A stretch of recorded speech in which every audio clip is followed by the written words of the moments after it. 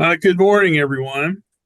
Uh, Welcome to the June 4th, 2024 crop and weather biweekly update. My name's Jeff Burbrink. I'm ag educator in LaGrange County and kind of moderating today. So we will begin our session today with um, weather update by Austin Pearson. So, Austin, it's your show. All right, perfect. Thank you, Jeff. Welcome to the call this morning, everybody. Hope everyone's having a good week so far. Did want to talk a bit about the temperatures over the last 7 or 30 days here. Temperatures have been above normal. And so you can see most of north central Indiana, the average temperature was anywhere from 2 to 3 degrees above normal. And down in southern Indiana, 1 to 2 degrees. And you can see the maximum and minimum temperatures. Really, what drove those above normal temperatures were the above normal minimum temperatures that we were seeing in the overnight period. So 2 to 3 degrees for most of the state. In some areas of the state, 3 to 4 degrees, especially south of Indianapolis. So warmer conditions over the last 30 days. As growing degree days are temperature driven, we can see that we've got quite the spread of growing degree days across the state. So anywhere from 600 to 700 units up in the northern part of the state, all the way down to 1,100 units down near the Evansville and southern Indiana area. But when you look at the growing degree departure from normal, so we're looking at the normal period of 1991 to 2020, where most of the state is anywhere from 120 to 150 units above normal. And so you'll see up in northern Indiana, 90 to 120 units above normal. And then down here, Knox County in southwestern Indiana, anywhere up to 180 units above normal. So again, just coming from that warmer than normal April and May, and then the first part of June. And so one of the things that I do also want to draw your attention to, special thanks to Hans Schmitz and his family for hosting us in a station on their farm. Hans took this photo last night with a station that we installed on his family's farm with some cumulus clouds in the background. So that is located down in Posey County. So you'll be able to see soil temperature, soil moisture, temperatures, everything that you have for that particular location. And you can get that through the Mesonet Data Hub. So make sure you go to check that out at some point here in the near future. Looking at the accumulated precipitation over the last 30 days, ranging anywhere from 3 to as much as 8 to 9 inches across the state, heaviest totals in the southern part of the state as anticipated. The accumulated precipitation departure from mean, so this middle map is showing the actual departure in inches. And so you can see that most of the state was above normal with a few pockets in western Indiana that were right around normal to slightly below normal in those areas. And that also occurred over in eastern Indiana. Looking at the accumulated precipitation percent of mean, anywhere from 100 to 125% of normal precipitation through most of central Indiana, and 150 to 175% of normal precipitation in southwestern Indiana. Did want to draw your attention to the U.S. average volumetric soil moisture by soil textural class. Not going to go through this too much here, but looking at what our volumetric water content shows at particular sites and tying it to soil texture, we can kind of make inferences on how the soil is doing. Most of the soils across the state still drying out from the precipitation that we've had, although this last 7-day period we have had some drying out or below normal precipitations creep in a few particular areas. But overall, you can see these nice bounces up in volumetric water content, and you get that gradual drawdown during the drier periods.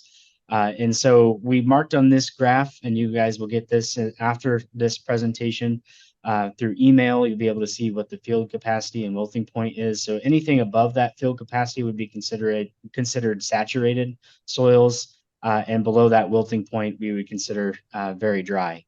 And so that those plants would not be able to pull excess moisture from the soil from that period. So none of our sites are anywhere near that wilting point at this this time. The U.S. Drought Monitor, again, still continuing with no drought across the state. Even Iowa has escaped some of the drought, and this is the first time in 3 years that they haven't had at least a moderate droughts in the state. So definitely some improvements in the drought monitor, and particularly in the rain-fed regions. So wanted to draw your attention to the soil moisture. So this is USDA NASS crop weather report. So the data that you guys put in every Monday morning. This is the weekending May 26th on the left. So 70% of the soils in the state of Indiana were adequate moisture, 24% at surplus because of the excess rains, and 6% short to very short. But looking at this week, we're at 73% adequate, so we've dropped down a bit from the surplus. Things are drying out a little bit more, and then 21% still at the surplus category and 6% short to very short. And so that's something that we're seeing across the state, which has delayed some planting, but overall, we're still getting things in the ground as we speak. 73% subsoil moisture is adequate that week ending of May 26th. Because we focus a lot on drought and soil conditions and impacts across the state, I did want to draw your attention again to the drought conditions report that we ask you all to fill out every Monday morning. So continue to do that. And you'll be receiving an email from me Friday to remind you of that, what we would like you to do with that. The 7-day quantitative precipitation forecast, we could see 1/4 of an inch blanketed across the state. And then some heavier locations, just depending upon where the convection ends up going, anywhere up to 1.5 inches in some spots. I do not think it's going to be a widespread heavy event for everybody. And so some of the models are showing some spottiness, and in the areas that receive the 2 rains that are forecasted over the next coming week, that we could see the heavier spots in those locations.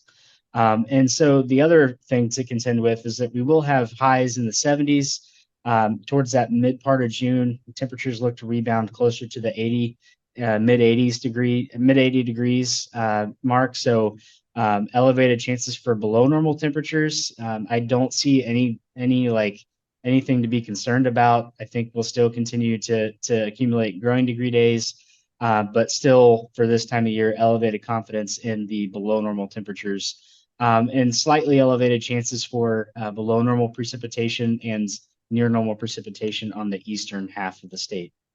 8 to 14 day continued confidence and elevated confidence in below normal temperatures, and slightly elevated chances for below normal precipitation. So drying out, and so that would help with continued planting if there is any through that mid part of June, and then field activity, side dressing, and other components like that. I did want to draw your attention to the June overall outlook. Still, the jury is still out on what's going to happen. Equal chances for both temperatures and precipitation, so something to keep an eye on for sure. And then elevated chances for above normal temperatures and equal chances for above normal or below normal precipitation for a large portion of the state through the summer outlook. I do probably see warmer temperatures towards the end of June, so something to keep an eye on from that standpoint. Okay. Well, thanks once again, Austin. Appreciate your input and your information that you share with us every other week. So good to have that update. So moving on, I guess we'll go to the agronomy department now. And Dan Quinn, I saw you're online. Would you like to share what's going on in corn world? Yeah, I can jump in this morning. Corn just about fully planted for the state. I think we're sitting about 87% planted. So that's actually moved ahead of the 5-year average. So I think about 7 points above the high 5-year average. Not as quick as last year, but still, above average in terms of planting progress, which is good. I know a lot of folks, especially in the northern part of the state, were able to really get going last week. We finished up a lot of our stuff in Northwest Indiana. I know guys in the northeastern part of the state were going as well. So corn is all over the board, right? I saw pictures of people in southern Indiana with shoulder high corn. I saw people, that was just planted. So it's all over the board in terms of where it's at.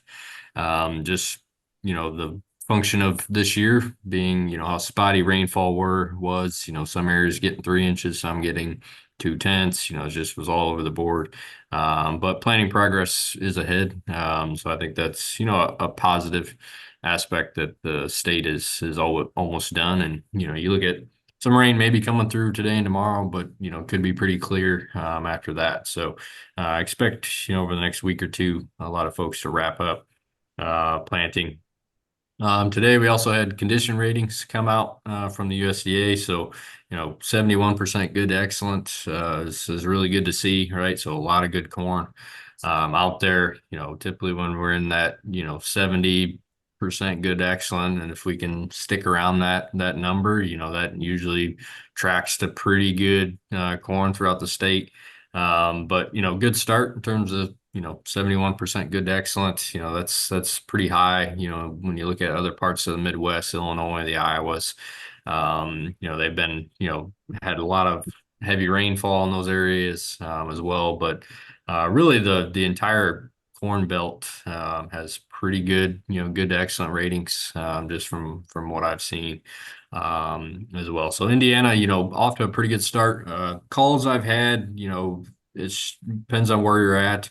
Had a few replant calls, those areas that had 4 inches of rain is where I've gotten a lot of those calls. A lot of it has to do with soil crusting, right? So when you get that, conventionally tilled soils, lighter ground, that you get that pounding rainfall on top of them, heavy clay ground, stuff like that. They'll plant, get that heavy rainfall.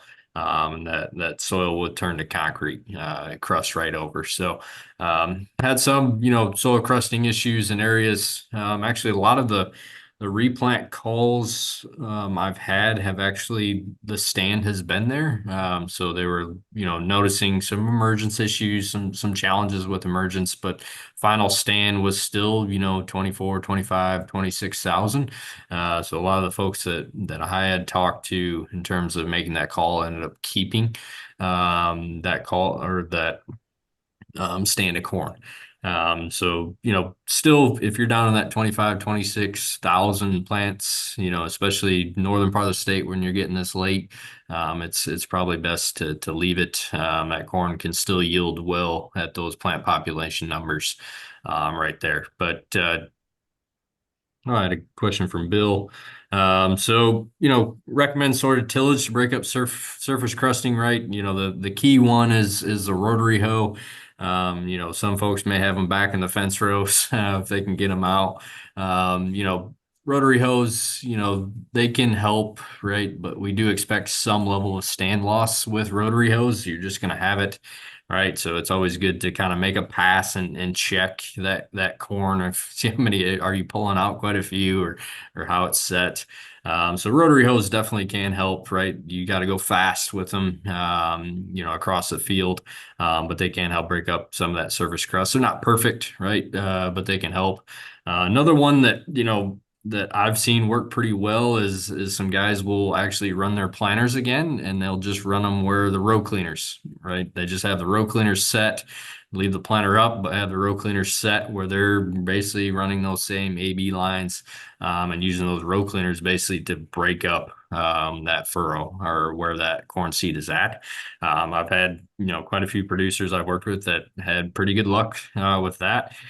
So it's anything, that can have some light, whether it be tines or the kind of like that row cleaner style on the front of the planters where it's just breaking up that crust, right? And that's what we're trying to do, is just find any way to break up that crust and not harm a lot of the other plants that are out there. So that's a challenge that we've had. I've had some folks where, the had a call, the other day where, farmer stand was still good, right? So they had, a pretty good stand of corn, but they did have areas where they had crusting issues, and they were wondering, hey, do we run the rotary hoe or not? I tend to lean towards the not, because a lot of the corn that they had was either, pretty well, going to be pretty well delayed in those areas that they had. Some of it was actually starting to turn necrotic and probably wasn't going to make it out of where it, had the twisted mesocaudal and leafing out underground, stuff like that. Those are the things you'll see that corn plant trying to push its way up, and it just cannot get up through that crust. But have them take some stand counts, right? If the stand is still pretty good in that 24 to 26,000 rate, it's almost not worth it trying to one, run that rotary hoe or run something through that field. One, you have the risk of damaging the plants that are already there. And two, if you maybe are able to save some of those plants in those spotty areas, they may not amount to much, right? If we get, 2, 3 growth stages behind to its neighbors, those corn plants probably aren't going to catch up. So it's really important to take stand right now and look at the stand. What is my plant population? Do it in a lot of areas in the field to try and get a pretty good estimate of what is going on in that field. But yeah, just surface crusting has been one of the bigger calls that I've had. And it's challenging, right? And it's not a perfect science. There's been instances where I've had where you just have to replant the field. And then it, ends up working out that way. But yeah, something like a rotary hoe or just running that planter with the row cleaners down, I've found that works pretty well as well. Anything that kind of can lightly, one, break up that crust, but also not destroy the plants that are already there is really important for the surface crusting. Other than that, had a few calls on some flooding issues in areas that had significant rainfall. The question is, how much nitrogen did we lose and stuff like that. That's can be a really challenging question.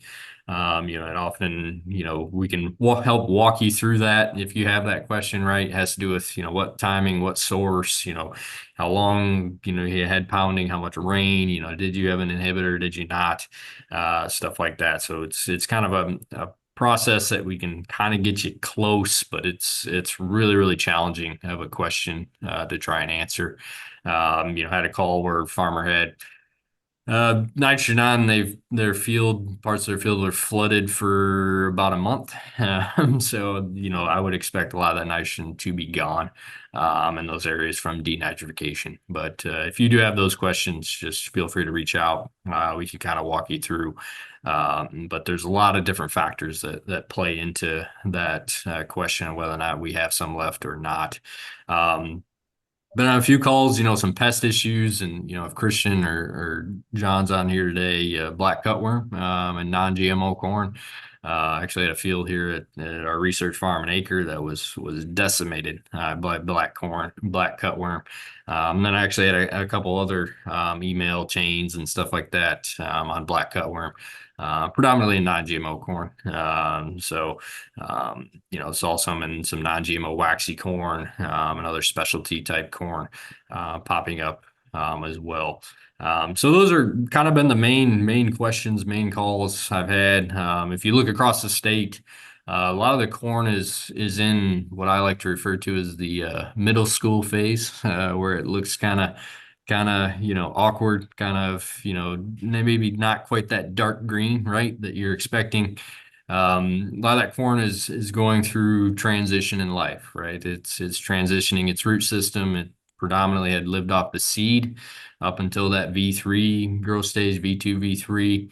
And then as that corn kind of weans itself off the seed, it starts relying on its roots. V3 corn is, if you want to see where mess ups happen, this is a great time to scout corn at this point in time, because you start seeing it, rely on its root system, and then it starts getting that awkward phase, the awkward, ugly duckling, where it's, maybe a little bit yellow, seeing some sulfur deficiency showing up in fields as you drive around. But a lot of corn is starting to pop up that, had conversations with farmers that I maybe worked that field a little bit too wet. I probably planted that a little bit too wet. So a lot of that sidewall compaction, poor root establishment, poor root growth really starts showing up right now.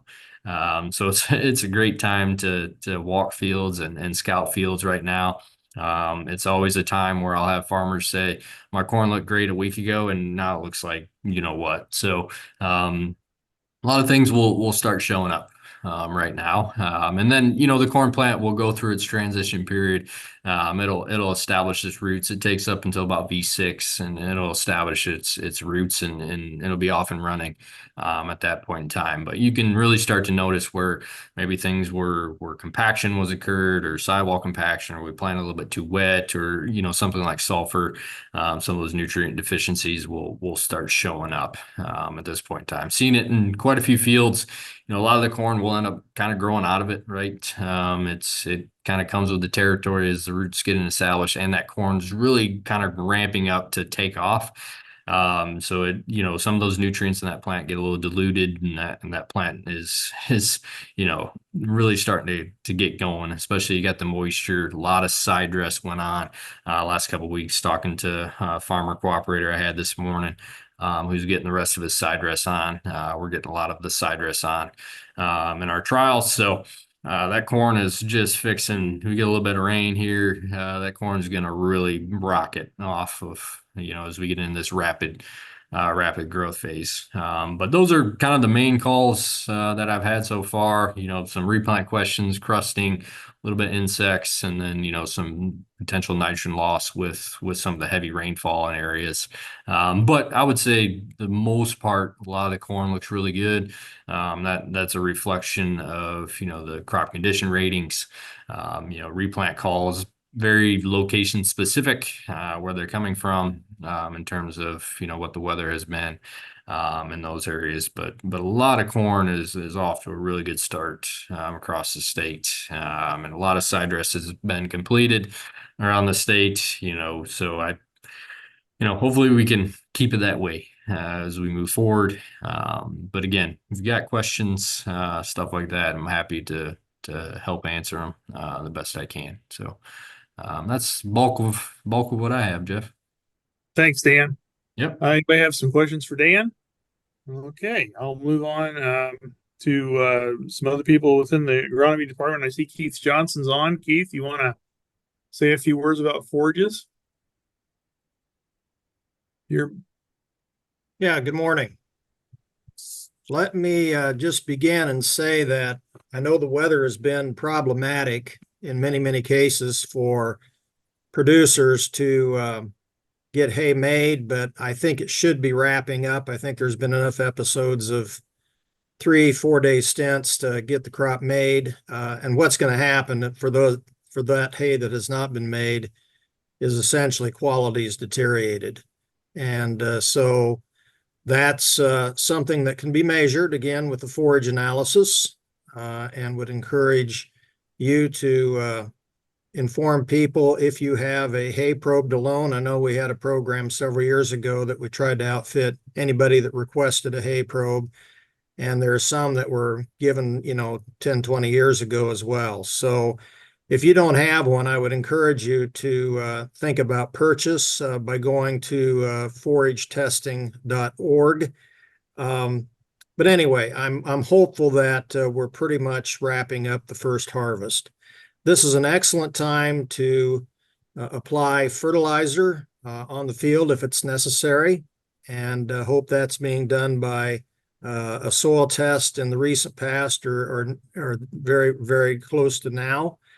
The other thing is for alfalfa producers, this is the time where we should start scouting for potato leafhopper with a sweep net. It's a stunning of the plant. It's an insect that does not overwinter, comes in with the air currents from the southeastern United States, but we need to be thinking about scouting for it. I'm going to share my screen, I hope, and show you a few things today. And the first one is not in there, so I'll just talk about it. Was going to tell you that this is the time that we not need to be looking at temperature of hay bales. It's been about 3 or 4 weeks since a lot of hay has been made. I think people get a little bit lack of concern after a week, but actually, if a hay fire is going to occur, it's typically week 3 or 4. And I think some people are surprised that anything less than 125 degrees Fahrenheit is not a concern. But when we get up to 145 degrees or higher, we need to be monitoring that very, very carefully. And then getting up into an upper range of 160 or greater, we need to be very cautious and inform the volunteer fire department to be prepared and maybe on site as bales are moved out because they can catch on fire as they get exposed to more oxygen. I'm going to start with poison hemlock. Courtney Lockwood and I were at a horse farm in Hamilton County, and that wasn't the concern there on that particular farm. But along the way, my goodness, the amount of poison hemlock has just exploded. And I have had calls. This probably is the first year that either people are becoming more aware of it, but we're getting to have poison hemlock in one particular case come from the railroad line.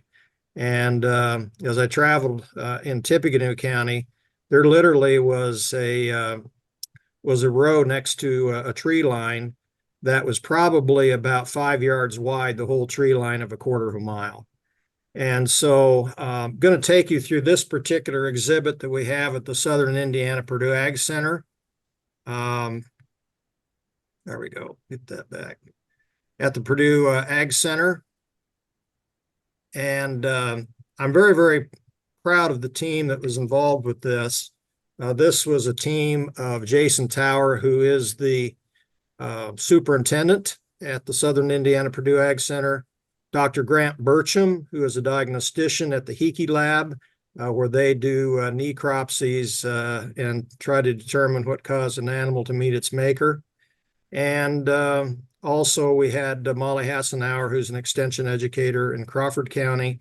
And then a real strong lead was an undergraduate student, Jake Tower, who's majoring in turf management at Purdue. And so that was a team that worked hard to get this information available. And I wanted just to make sure that you knew it was here. So if we take a look, we can look at the general aspect of things, and it talks about the identifying characteristics, longevity, where it's found. And also there's references that are there as well. The concerns, so in this particular case, young plants in the spring, it gives the compounds that causes the concern, and then the part of the plants that are most toxic. Then I think the thing that I really respect Dr. Burcham for ferreting out this type of information, but it talks about livestock species affected, whether it's in pasture or stored feed being hay or silage, and then the clinical signs. And then I think the most important part of this is beyond the clinical signs is what does it take in terms of amount to be fed. And if you look down here, it's not very much. If cattle consume poison hemlock, it only takes 10 to 16 ounces of that particular poisonous plant. And the other thing I want to mention is people might think, well, the cow and the ewe live. But actually what we have seen in the state is the fact that if mother consumes the poisonous plant of poison hemlock, we find that we have calf and kid and lamb deformities when they're born. So I just wanted to bring this to your attention. The other thing is, if we go down here, explore more toxic plants, we've got 21 different plants that are in rings at the Southern Indiana Purdue Ag Center. Visitors there can use a QR code to get the information that I'm sharing with you online. So this is something I hope you can utilize for your interest and also for some of your clientele. There we go. The other thing that I wanted to alert you to is this is a prime time to be thinking about the summer annual grass seeding of Sudan grass, sorghum Sudan grass, pearl millet, and teff. Soils are warm. They're summer annual grasses. They ought to do well. perennial forages that are failing. This would be an opportunity to boost production during this particular year. The other consideration is that even after wheat grain harvest in late June, early July, that we can plant these. And that may be desirable across the state for people in southern Indiana that are more interested in what they can provide feed for the livestock than double crop soybeans, or in northern Indiana, this works well where double crop soybeans is, of course, very risky. The other thing I want to mention is a story that John Charlesworth, Benton Warren County educator, had. Last year, he was contacted by a Benton County resident who was very, very unhappy with the results of a fertilization program that they have that was very, very suspect. It was doing some foliar feeding type of products, of things that were very unconventional, spent $35 an acre and didn't have response. John was just outstanding. He did some drone work, consulted with me about matters. We recommended that some nitrogen be applied in March of this year. And it was really, really nice that the client contacted John and said it was the best hay crop they had had in many, many, many, many years. So just a wonderful example of how Purdue County Extension can be helpful to people, and nice that this individual contacted John to say that it was successful. Going to do another share, and I did send this out to you, but we have a Hoosier Hay Contest, and want to mention this because you are mentioned here as some of you having hay bale probes, and if you don't, might want to contact counties around you to see who do have it for loan.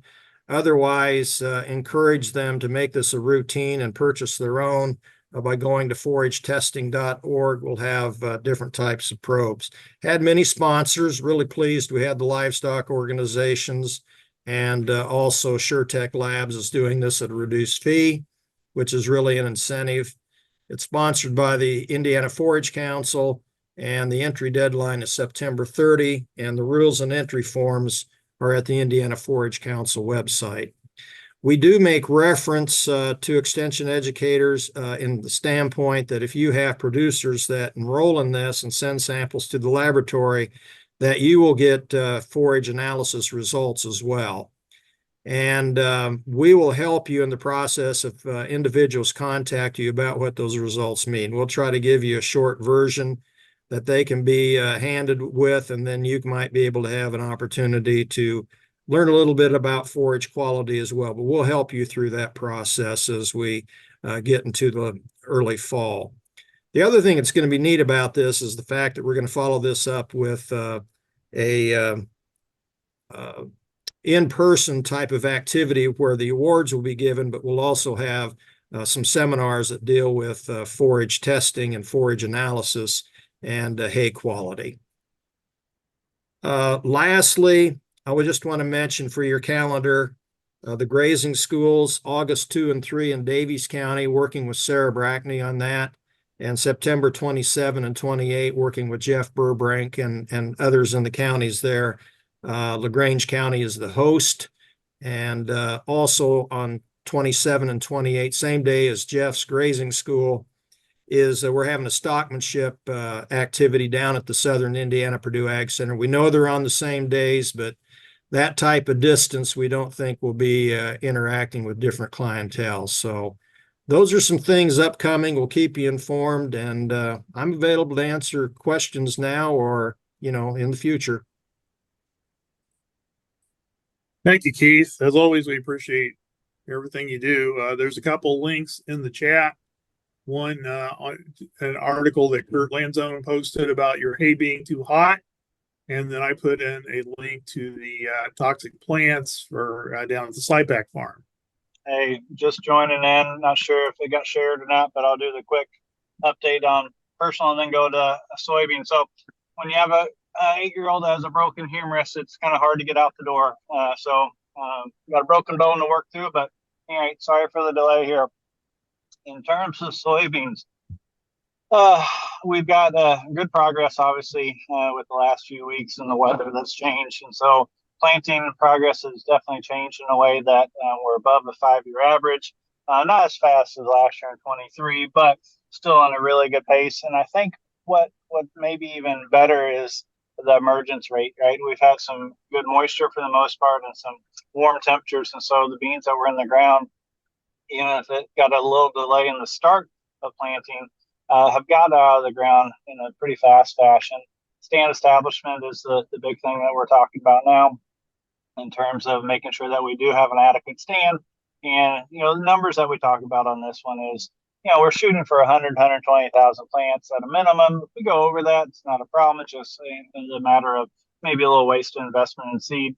The flip side of it is how low can we go? If we go down to 70,000 plants, that's kind of the area that I talk about is the gray area of whether I pull the trigger on doing an overseeding or not. So you can have that 70 to 100,000, and maybe it's not the target of 100,000 that you want, but in terms of gaining anything with an operation of replanting, overseeding, you really don't see a whole lot of gain there because you're taking out 20% of the established plants. So if you are replanting or have the situation to replant, 70,000 is the kind of that target area to think about overseeding. Another one that's popped up over the last week or two is that we have definitely gotten those rains. The Midwest has. I was at the home farm a week and a half ago, and we get a Friday rain that's an inch at the home farm, and we drive 3 miles away, and there's standing water everywhere, and there's 3.5 inches, and I've gotten emails of 4 or 5 inches of rain in a day, or some within a few hours. And so that has created a lot of ponding in areas, a lot of saturated conditions. And so I put out an article last week in the Pest and Crop on this subject, so you guys can reference that. But long the story short of it is, how long can soybeans withstand the ponding conditions? That's one aspect of this. Usually you think about a couple of days, and once it's receded, there's no real major negative impacts, especially with a crop that's probably most likely V1, V2. It's not as far along. If that standing water lasts more like 4 days and beyond, that's certainly going to be areas that have caused restrictions in terms of growth. You have roots that are starting to die. That's respiration is occurring until the oxygen is all depleted. And so once you have saturated conditions, there's not much oxygen except for a little bit of dissolved oxygen in the roots, the rooting profile, and so in that water. So once it uses that, it can't do anything else. So you start to have a little bit of this root death, as you might consider. You're also going to have some nodule death. And so in this transition phase of soybeans that are getting their nitrogen from the soil until V1, V2, when the nodules are mature enough to start fixing nitrogen. So you've got this kind of combination of, okay, we have root injury, root death, nodule death, and then you're going to have a suspension in terms of nitrogen supply because starting to have these nodules that are dying. Now, as that water is receded fully, you're going to have some regeneration. You have new roots that are developing. So if it's been bad enough that roots have died and nodules have died, you have new roots that are forming bacteria, the Rhizobium infect, and start to get that nodule again. Well, it's going to have about a 3 or 4 week delay because of the growth time for that nodule to become actively and mature enough to actively fix nitrogen. So there's going to be those pockets that we need to consider. Most cases, if they've only been wet and saturated for 2 or 3 days, we don't think about doing anything. It's dried off by now before the next rain. Do you need to fill in? Most cases, I'd say no. This first initial cut of this, but if they have over and over, and you've got a large area that has been affected, and you have a stand that's 70,000, 80,000, that's definitely one where I would consider overseeding and coming in and filling in in hopes to get enough plants out there, and then also get plants that are actively growing and not those that are struggling with the nitrogen depletion as well as root issues. Those are kind of the things that have been popping up on my text and emails. Be happy to entertain any questions on the soybean front. So we will next move to Darcy. I just have one major comment to talk about, and it's due to lots of calls I received yesterday about fungicide applications. And there's a lot of talk around about putting out early fungicide applications at this V5, V6 timeframe. I just want to say from the university side and from the data that we've collected, generally the highest and most consistent return on investment for putting fungicides out is when we have disease problems. And these early applications are not going to be there when we're worried about those foliar diseases that are going to come in later in the season. So if you have any questions about that from your farmers around, that's something what I want to emphasize. I guess I would like to be a steward of our fungicides and save our growers money if we can. I don't know still, the crystal ball's out on what diseases are going to be a problem this season. I would say, yes, we've had a wet spring, but we still need to see what happens in June for tar spot to take off. And maybe, listening to Austin's talk on, maybe below normal temperatures, that might promote tar spot, but we need to have that precipitation up and down. So we'll see what happens in June. So again, if we start seeing disease, we're going to let you know. So that's why we have these maps to track the different diseases. So the tar spot map is out there. Southern corn rust map is out there. And I will say that the South is starting to see it early. So we will be watching that to see when it's going to start moving up here in Indiana. But again, if we're looking at corn generally for foliar fungicides, gray leaf spot, tar spot, northern corn leaf blight are our 3 targeted diseases for that. If you've had growers that have a gibberella rot or have had vomitoxin, mycotoxin issues in their corn, that time frame, if you're going to use a fungicide, is that green silk. And so I think it's important to understand what is the diseases of concern on your farm, and then, target your fungicides that way. Most of these products can cover the assortment of pathogens. So if gibberella ear rot is a problem, that green silk, you spray it at that green silk, you're still going to have protection for the other foliar diseases as well. Looking at soybeans, I guess frog eye and white mold would be the 2 to worry about. With white mold, we had an issue last year. So again, we're looking at the weather during flowering. There's the Sporecaster app on that. R1 to R3 would be our time frame for putting out fungicides for that disease. But again, I'm just going to say we're going to watch what's happening in June, and then, be aware of what's going on. Have your growers scout that field. Most of these diseases are bottom up, so we can scout and find it in the lower canopy and make a decision if we need to protect that upper canopy. I'm just thinking of ways that we may try to save some dollars on the farm if we don't need a fungicide. And right now I don't have a crystal ball, so it all depends on what weather moves in this next month and the growth stages of the corn I want to spray. So if we use the tar spotter app for putting fungicides out, that's not going to turn on until we're at V8, because we want to protect those leaves in that middle of the canopy. So we need to have those leaves out there. So we're not going to turn that on to V8 to make a decision on putting out a fungicide for tar spot. And most of our work, application anywhere from VT to R3 is that optimum timing. I would go up to R4 if it came in late last year, but nothing beyond that. We really only have 1 year of data where we needed to start early at that late vegetative V10 to V14, and then followed up 3 weeks later, and that was only in 2021. So weather's going to influence what diseases of risk, and just be aware that anything going out now is not going to be available in a month or so. So that's kind of what we're working on and what we're dealing with. We'll be putting together a multi-state article on this to try to combat and give our suggestions on what we recommend is the optimum timings for fungicides. And that's Thank pretty you, much all I Darcy. have. Otherwise, it's quiet. I think John may have some updates on what he's seeing in the lab on seedling diseases or other things. But generally, we're quiet right now until we get some more crops out of the ground and growing.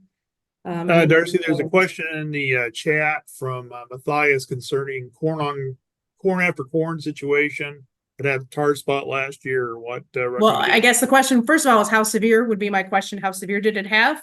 We have corn on corn tar spot every year. And at 2022, it did not need any fungicides. So again, it's going to all depend on, yes, the inoculum's there. What is the weather going to trigger for the season? Is the disease moving in? And much of our work when in those fields that have had a history, we can scout and find a lower canopy before it moves up. And so we can see, is it active, but also use the maps and apps. Are we seeing it active in your county? Have we gotten a positive report? That's what I would use for that. But again, I would hold on to your fungicides till we know it's active, I guess is my thought is, we don't need to be spraying right now because that's not really going to slow it down because it's not protecting those leaves at that point. Good advice. Also mentioned that John Bonkowski has posted a couple of links there on tar spot and the Sporecaster. Yep. So those are the links. If you want to put them on your phone, they're available for free. I also think if you have an iPhone, you can get the Field Profit app that has everything merged together and it does a prediction based on the weather modeling. I use an Android, so I never use that one, but there is a different app too as well. But those are the free apps that are available for both phones. And we'll be updating you if we see any diseases move in, or if I see something move into Kentucky or Missouri with southern rust that we'll start to need to worry about that in southern Indiana. And we'll be watching for tar spots. So all our crops are in, so we'll be scouting now and keeping an eye on that in northern Indiana. Thanks for keeping us up to date, Darcy. We appreciate you a lot. No problem. And reach out if you have any questions or concerns, and we'll try to answer them as we move forward. Okay, next up, we'll switch over to Lyndon Kelly and irrigation. He's got a couple of comments he's already put in the chat, some nice articles about insurance and storm damage and side dressing. That's about all I was going to say, that there was some hot topics we have some articles on. This week, we expect to see 3 new articles come out on sort of the June issues, something more towards irrigation scheduling. We did get a number of calls about insurance and coverage on irrigation equipment, and it's really pretty timely. If you have irrigators, especially people new to using irrigation or having irrigation, make sure they've talked to their insurance agent about whether they're covered and to what extent. And especially if they're raising contracted irrigated crops where you're signing an agreement that you'll supply irrigation, because you have some liability there that you may want to offset with your insurance. Beyond that, if you have any irrigation questions, I put my email up there. I do have an MSU email. It's a little harder to get to, but my email's up there. Be glad to take your cell phone calls or calls to my cell number. Let me help you if I can on the irrigation topic. I think we'll move on to John Bonkowski. Do you have anything to add? Nope, not really. We have had a number of samples that are coming in for herbicide injury cases with all the burn down applications earlier on in the month. A lot of those have been coming in, especially for homeowner complaints and off-target damage, but we don't really have too much in terms of disease problems. There was, I don't know if Christian Krupke is on. We did have a sample come in regarding beetle damage to corn in the roots. A submitter brought in a sample with feeding damage in the root system, and we found white grubs in the soil, but it's already been passed for at least the Asiatic garden beetle to be causing significant damage. So we had an interesting situation where we found Japanese beetle white grubs. So the whole thing is, if you find white grubs, it doesn't necessarily mean that they're causing significant damage. Japanese beetle doesn't do a lot of damage to corn, as per Dr. Christian Krupke. They don't get it into large enough numbers to cause significant damage. But with Asiatic garden beetle, it actually is a problem on corn, and they actually would have pupated and left the soil by now. So the damage would have already been done. And you might find pockets where there are ailing plants with kind of clipped and damaged roots where those grubs could have been. We haven't really had any other disease problems in the lab at this time, so I don't have much else to report. Thank you, John. Just a reminder on dicamba, for the dicamba over-the-top products for soybeans, they can still be applied legally through June 12th of this year. All other dicamba products can be applied now pretty much year-round, but there is a requirement that you have a volatility reduction agent, or depending on which registrant or which manufacturer you talk to, a pH buffering agent as part of the tank mix for those other dicamba products.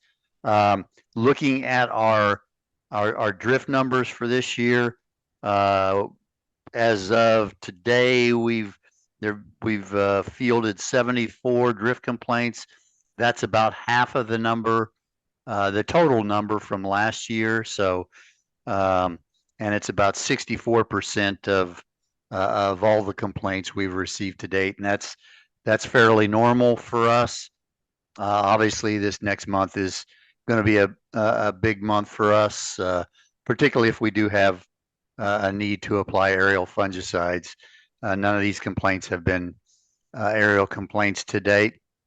One of the things we have noticed with respect to our drift complaints, we are getting multiple complainants resulting from singular applications.